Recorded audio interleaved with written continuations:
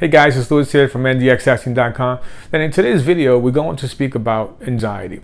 Now what I'm going to do is I'm going to give you a little bit of my story as far as what happened to me a few years ago, how I was able to conquer anxiety. So now at the making of this video, and I guess maybe more than 2 years, 3 years, I suffer from zero anxiety.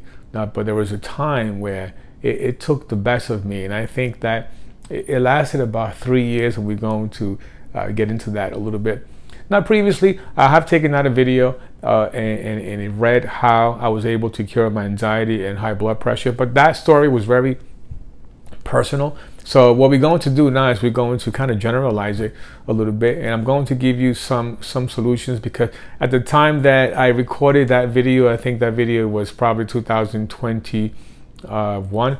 It was a long time ago, so a lot of time has passed where I can definitely say that I have been able to conquer anxiety, and I feel 100%.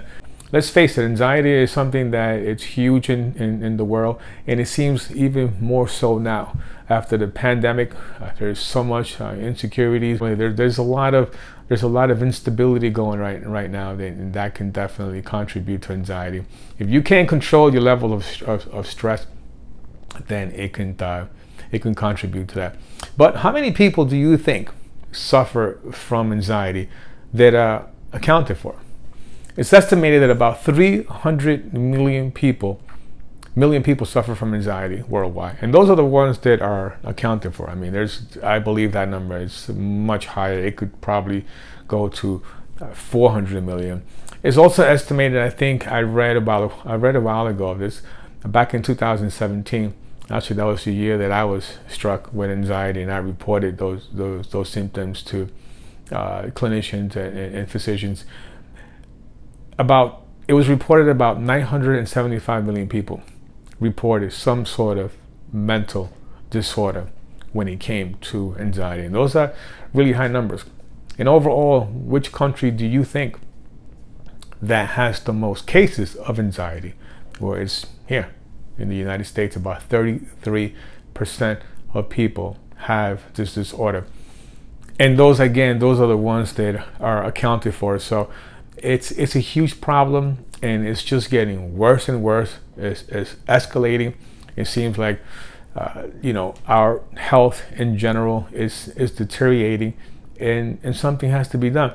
But I believe, and that's why I created this channel, that there are solutions. And if I was able to cure myself from anxiety, I think that you can too. And your situation might be the same as mine. Obviously, there's a lot of different reasons that people suffer from anxiety. We can have a lot of different roots, but overall, there's two main hidden reasons why people suffer from these disorders, and we're going to discuss one. So anyway, I think the first time that I ever suffered from anxiety was back in 2017. I stated that in one of my earliest videos. Right? I have never suffered from anxiety before, and that's one thing that I want you guys to know. It's not like if I grew up depressed, if I grew up feeling anxious, never felt anything close or remote to that. I was a healthy kid growing up, playing, developing, working on my personal development, studying, progressing. And of course, you get older and you get married and you have a family. And I got married much older. I think I was 42 when I got married. Then I started having kids. I have 2 kids and a wife. Very, very stable household, very happy. I've been married for 12 years, and I'm happily married. And I was happily married back then too, when I was struck with anxiety. So it wasn't a mental situation where some of the doctors believed that it was mental, and then maybe I was stressed out. I remember I went to the hospital. We're going to speak about that in a few, and the doctors couldn't find anything. They had the audacity to ask me if I was being abused by my wife. Can you believe that? I guess maybe some men are being abused. Now I guess it's true. With this Amber Heard and Johnny Depp trial, anything could be possible. So it seems like Johnny Depp was being accused of abusing Amber Heard, and it seemed like it was her abusing him. Whatever. I don't know. That's the case, but we're not here to talk about that. But anyway, so It was 2017. Okay, I was struck with anxiety and I was feeling anxious. I didn't know what to make out of the situation, and it just kept getting worse and worse and worse and worse. And one time I went to the dentist. That's where it was discovered that I was having some sort of panic attack. When I heard panic attack, I'm like, what the heck? A panic attack? That's impossible. I don't suffer from panic attacks. And I did hear about panic attacks, in the past, but I couldn't relate to it because I didn't know what panic attacks were.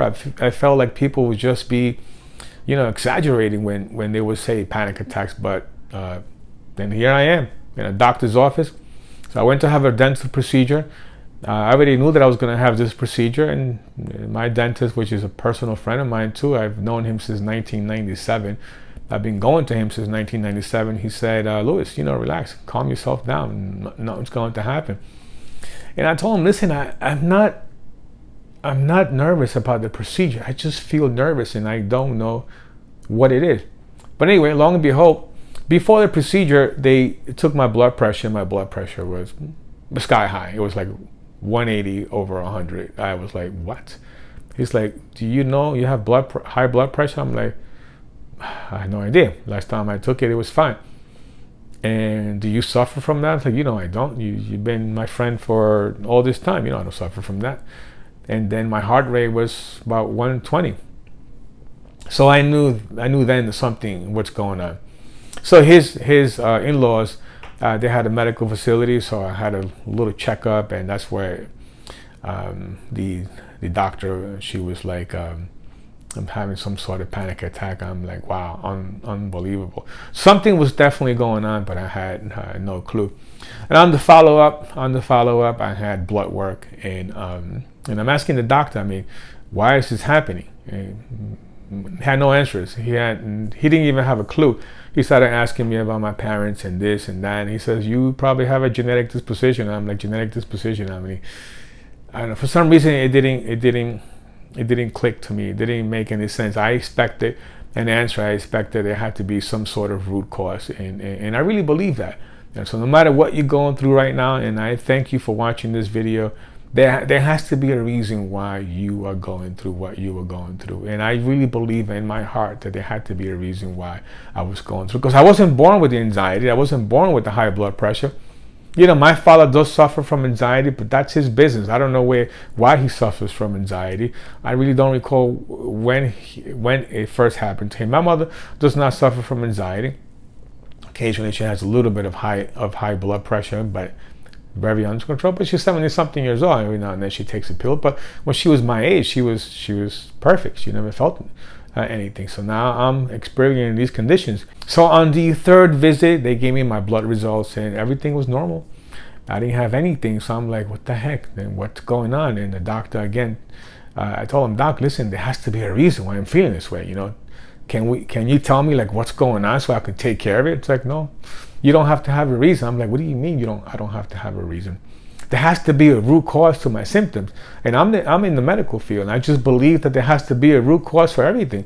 I guess almost everything, but with me, I didn't feel that way before. I was always 100%. So it's like, why do I feel nervous? Why is my heart rate up? Why is my blood pressure high? It just didn't really make any sense. So they gave me some anxiety pills, some high blood pressure pills, and I'm like, this can't be the solution. We got, 300 million people worldwide. We have about, 40, 50, 75 million people in this country with anxiety. These pharmaceuticals are making a killing when it comes to these anxiety pills. And some of them are strong, some of them are not. And I was just like, you know what? I just can't. I don't want to take these pills, but I had to take some. I had to take some because I really didn't know, what was going on. So I spoke to the doctors over and over. No solutions, no reasons. And I will tackle my anxiety doing a lot of different things, dancing. Dancing actually helps. I remember sometimes feeling really, really bad, and I would dance and sweat, and that would definitely calm. Walking, playing tennis, drinking green tea, drinking chamomile tea, maybe doing some sit-ups. I would definitely do a combination of a lot of different things. I can't remember everything I did, but I will always try to do something. And I always felt that this is the one exercise that's going to get me over the top. This is going to get me over the top. I would drink some beet juice, and I'm like, you know what, this is the juice that's gonna get me over the top. Or maybe an all green juice. I will always be trying different things to try to beat this anxiety and try to discover this anxiety. And nothing. Again, I saw another doctor. They all told me the same thing. Hey, I don't have to have a reason. Now I am 53 years old right now at making this video. I'll be 54 next year. I feel 100%. I have zero in anxiety at this particular moment, and I've been anxiety free for 3 years. But I'll be honest with you, at one time when I was going through this situation, my situation was pretty bad. My heart rate was up. I would wake up anxious. Sometimes I would be at work and I would have to leave work and walk for about. That's another thing too that kind of helped. So I would feel anxious and anxious when I'm like shaking, and then I have to go. And you know, I did have a break, and I would walk for about 45 minutes, and I would feel good. I do nerve examinations for a living, guys. So I see patients. So my understanding of medicine, it's always, you know, a little different than I guess the average person that is not in the medical field. So I'm in the field of electrodiagnostic medicine. So I do different types of electrodiagnostic studies, and you know, I've been doing this for 30 years. I'm 53. I started when I was about 23 years old. I know a little bit about medicine. I mean, I'm not a doctor. I don't have to be a physician. I don't have to be a physician assistant, a physical therapist to know about medicine. You know, 30 years. I'm a registered nerve conduction study technologist, and my specialty is the peripheral nervous system, which is nerves and muscles. So, you know, I've done my fair share of study and learning about the body. You know, so I know how to take care of my body, but there's some things that sometimes you don't know. At one particular time, I was seeing a patient, and I asked the patient, listen, like I ask all my patients, do you have any medical conditions? Because sometimes they do, then it can alter the nerve examination. And this patient said, yeah, I have sleep apnea. And I didn't really pay mind to it. I kind of dismissed it.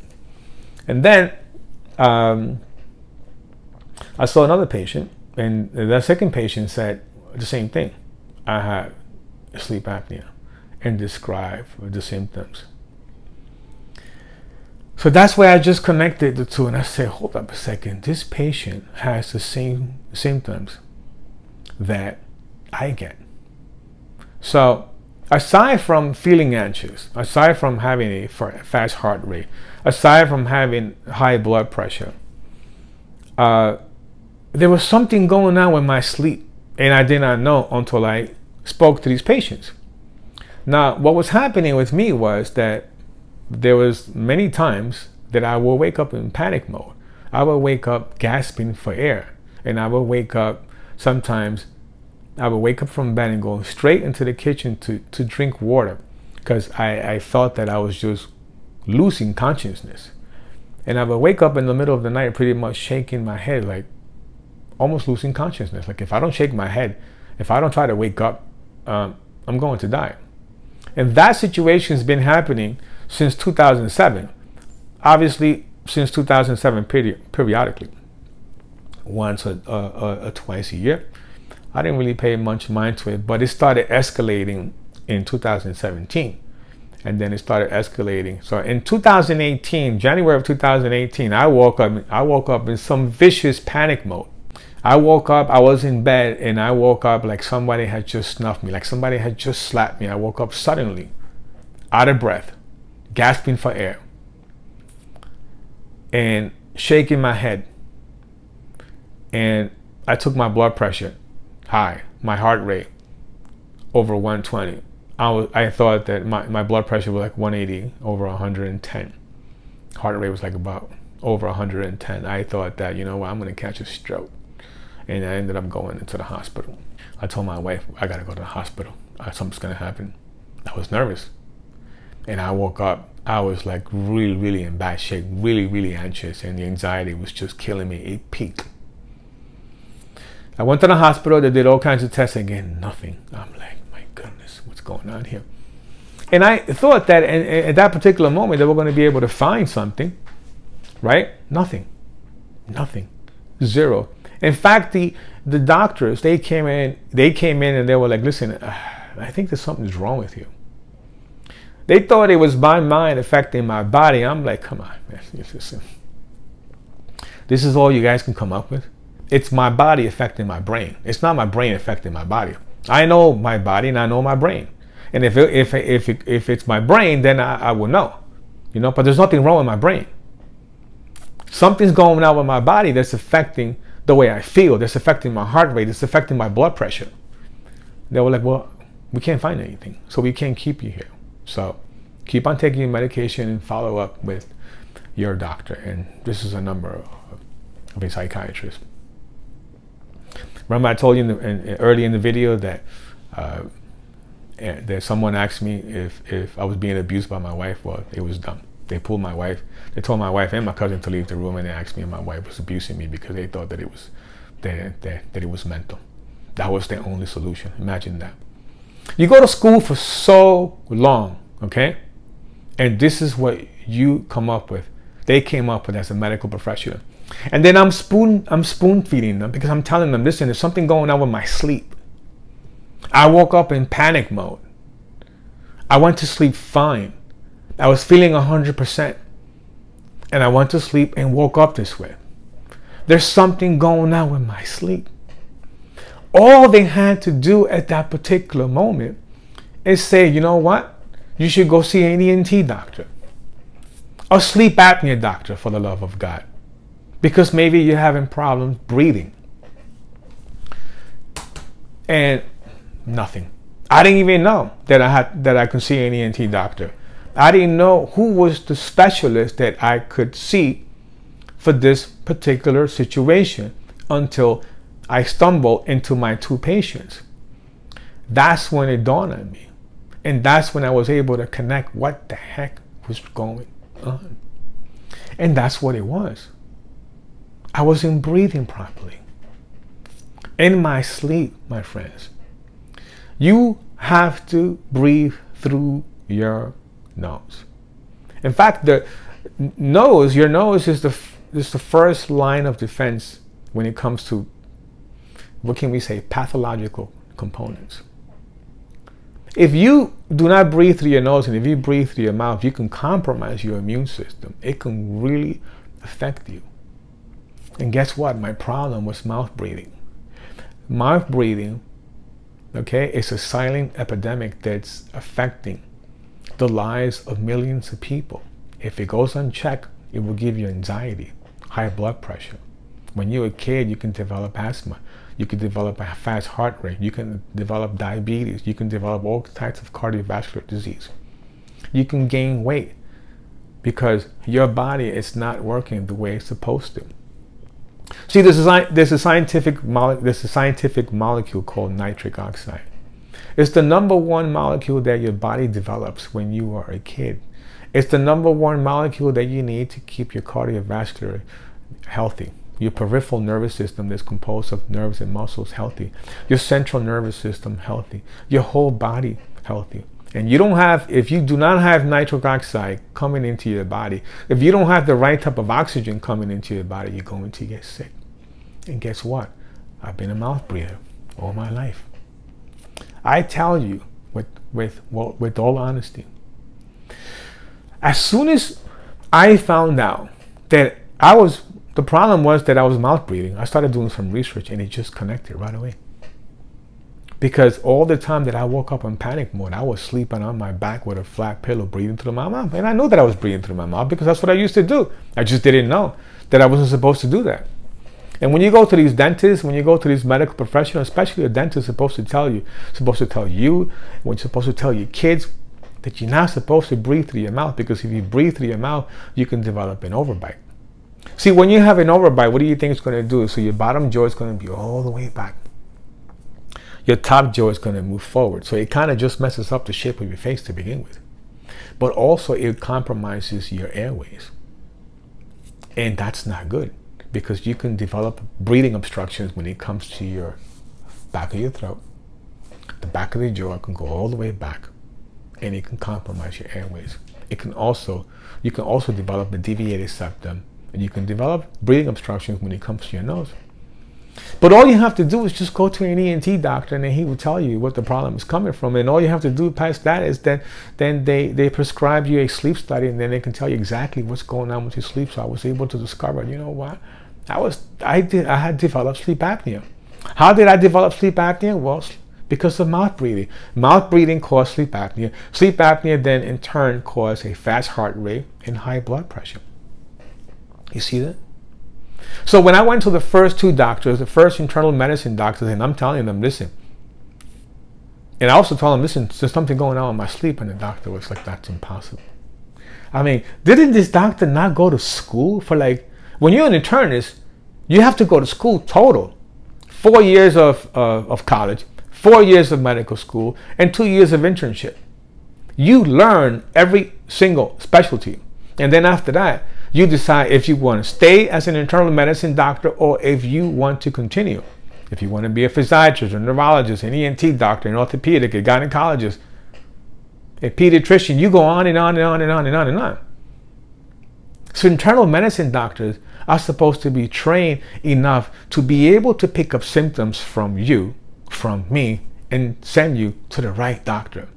And they could not piece it together when I'm telling them there's something going on with my sleep. Sleep apnea. Sleep apnea, ENT doctor. An ENT doctor is a sleep medicine doctor. You also have sleep medicine dentists. Okay?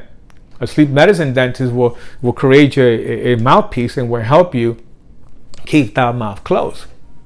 Anyway, so look, we're already at 27 minutes here. So a few things that I do, right, to control my sleep apnea is, well, I mean, I have this device here, and I use it sometimes to check my heart rate.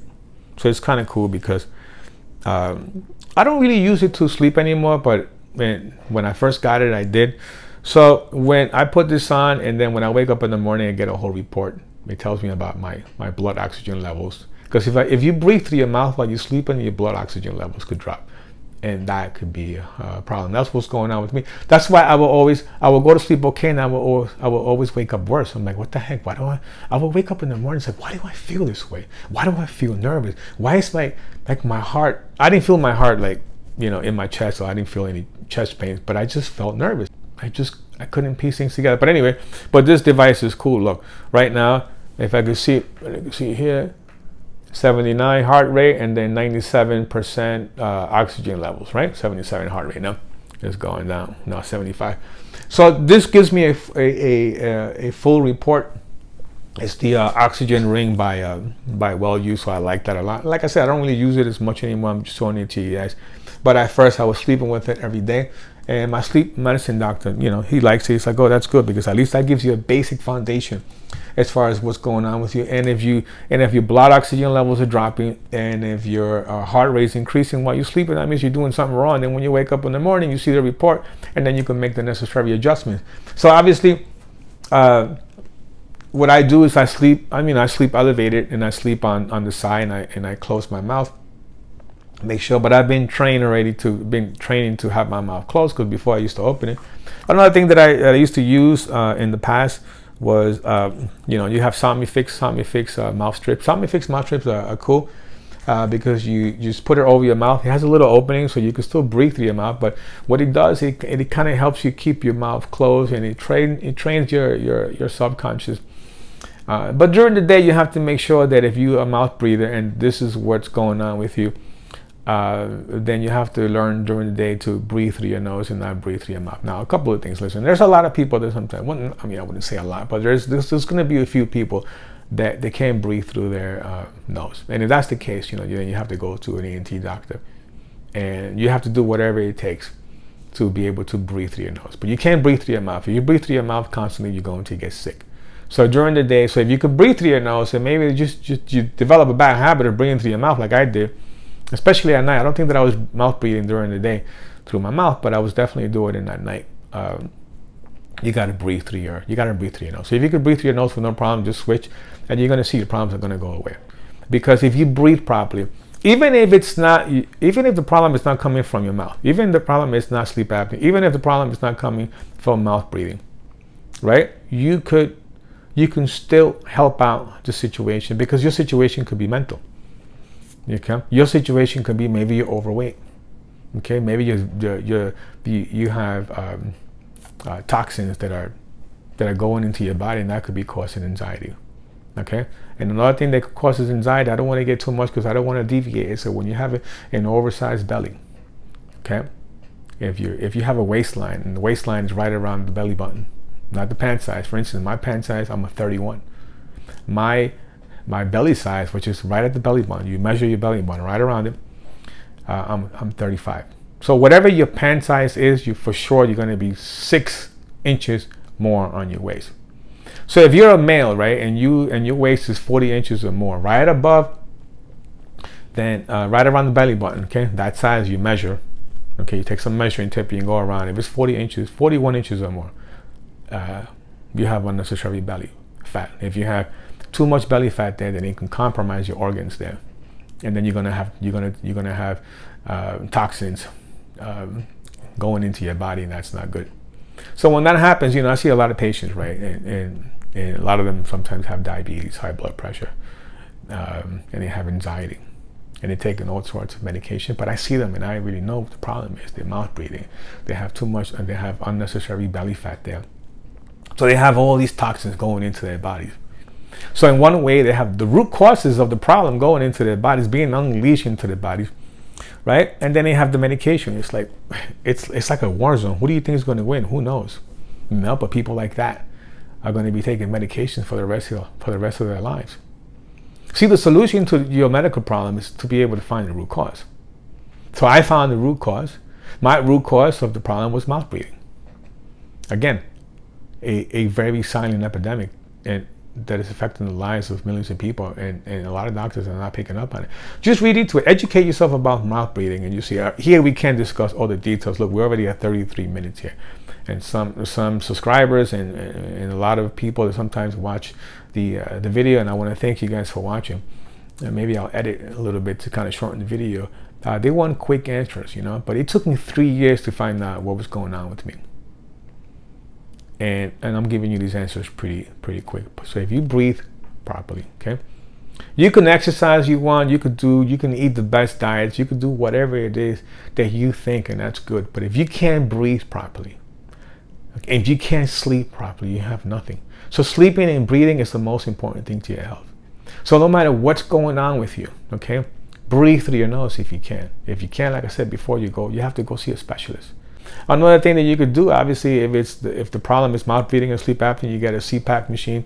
If that works for you, I don't use that, and I hope that I never have to use that. But there's so many solutions when it comes to sleep medicine. To learn how to breathe accordingly, and you're going to be fine. Even if that's not the problem, it still is going to help you. It's going to give you peace of mind, because at least your body, right, it's getting the right type of nitric oxide, it's getting the right type of oxygen. It's going to feed into your brain, and it's going to take care of your body. If your body's not getting the right type of oxygen, right, what do you think is going to happen? Let's just say we're together in this room and the oxygen's cut off. At least 80% of it is cut off. Well, we won't be able to breathe accordingly, and then slowly but surely we'll faint. And if that oxygen is not turned on, at least levels where we can survive, what do you think is going to happen? Then we're going to eventually die. So that's why we get sick most of the time. If your body is not getting the right type of oxygen, then it's going to get sick, and it can release toxins into your body, where it can affect your brain. It affects your brain cells. It affects your cardiovascular system. It affects everything in your body. And then you're developing all these infirmities, and then you go to the doctor, and guess what? The doctor's not going to tell you why, because doctors, they're not there to identify or give you the root cause of the problem. They're just there to treat symptoms. And that's what my doctor told me when I first saw him. We'll treat it. Well, I don't want you to treat it. Well, you have to treat it now, but eventually what I want you to do is tell me why is this happening to me? Well, I can't tell you that. No one's going to be able to tell you that. He's looking at me, and what do you think this is? Well, I was able to diagnose myself. 0 anxiety. I feel 400%. Where at one point I was just like, one time I was on a Disney cruise with my kids. I was at Castaway Island, the most beautiful island for Disney, Disney's private island. I'm looking at the best view that you can possibly see. Beautiful blue, greenish waters. And my daughter asked me, Papa, let's go play in the water. And I'm like, go, Mama. Go with your mother and your brother. I'll be right there. And I'm looking at them play, and this problem, it's attacking my brain in my body. This anxiety, because I was in 2017, towards the end of 2017, November of 2017. The best vacation I've ever taken in my life, and I had to be really, really strong to kind of overcome that, to overcome the obstacle of anxiety. I couldn't even drink coffee because coffee even made it worse, you know. But I was like, I have to overcome this. I really believe, you know. There is a God. Whether you believe in God or not, you know, there is a God. And if you believe in God, then you pray to that God, and He will be able to help you. But anyway, guys, I think that's enough for today. With that being said, we're going to take out more videos on anxiety. This is a little bit of well, I mean, I went deep on the story, but I guess maybe we'll on the next video, we'll discuss a little bit more solutions. I'm sorry if this video was a little long. And with that being said, I'll see you in the next video. Bye-bye.